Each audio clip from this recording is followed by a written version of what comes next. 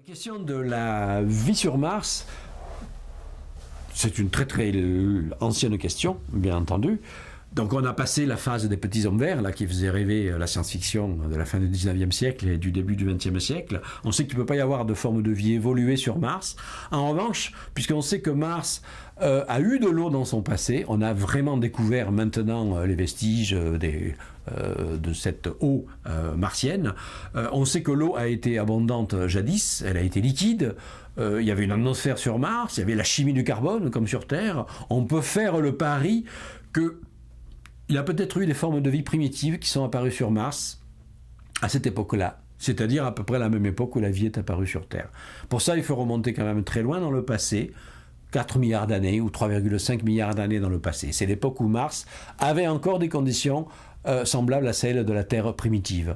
Donc si sur la Terre primitive, grâce à la combinaison eau, énergie, chimie du carbone, des bactéries sont apparues au fond des océans, on peut faire le pari, rien n'est assuré dans ce pari, c'est juste un pari qui paraît raisonnable, que les mêmes processus physico-chimiques se sont déroulés sur Mars et que la vie n'étant pas peut-être un miracle qui ne s'est produit que sur Terre, les mêmes conditions réunis ailleurs vont donner la même chose ailleurs, donc sur Mars également une première génération de bactéries.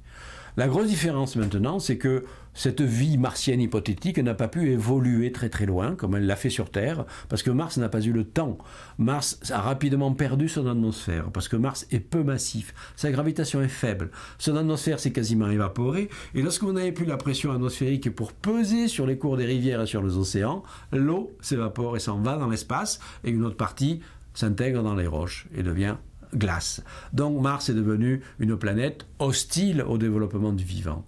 Donc le meilleur espoir que l'on puisse avoir, c'est s'il y a eu des bactéries primitives sur Mars, on pourrait éventuellement aujourd'hui en trouver des fossiles vieux de plusieurs milliards d'années, mais ce serait déjà une découverte absolument extraordinaire que de découvrir des bactéries fossiles martiennes. On pourrait avoir une réponse positive dans une semaine, on pourrait ne jamais l'avoir, on ne sait pas. Ça fait partie des grandes surprises que l'on pourrait avoir dans les prochaines années.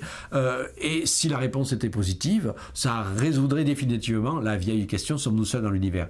Parce qu'il faut bien se dire que à partir du moment où on découvre un seul autre exemple de vie ailleurs que sur Terre, ça veut effectivement dire que le pari que la vie n'est pas un miracle qui ne s'est produit que sur Terre, mais le résultat naturel de conditions physiques et chimiques identiques à la Terre qui se reproduisent à des milliards d'exemplaires ailleurs dans l'univers, que la vie doit naturellement apparaître ailleurs dans l'univers. Il suffit de trouver un deuxième exemple pour pouvoir après généraliser à l'ensemble de l'univers.